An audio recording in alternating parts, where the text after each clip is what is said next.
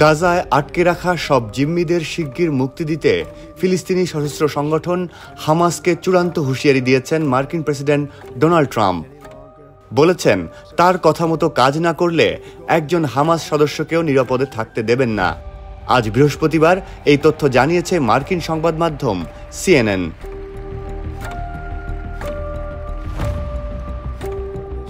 Trump তার নিজস্ব সামাজিক মাধ্যম ট্রুথ সোশ্যালে পোস্ট করে বলেন, সব জিম্মিদের এখনই মুক্তি দিন এবং আপনারা যাদের হত্যা করেছেন তাদের মরদেহ শিগগির ফিরিয়ে দিন, অন্যথায় আপনাদের সর্বনাশ হবে।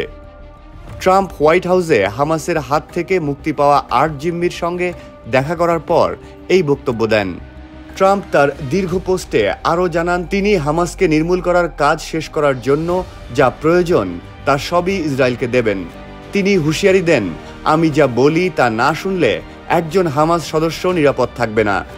এর কয়েক ঘন্টা আগেই হোয়াইট হাউস নিশ্চিত করেছে, জিম্মি মুক্তি ও গাজায় যুদ্ধবিরতির বিষয়টি নিয়ে তারা এখন সরাসরি হামাসের সঙ্গে দর কষাকষি করছে।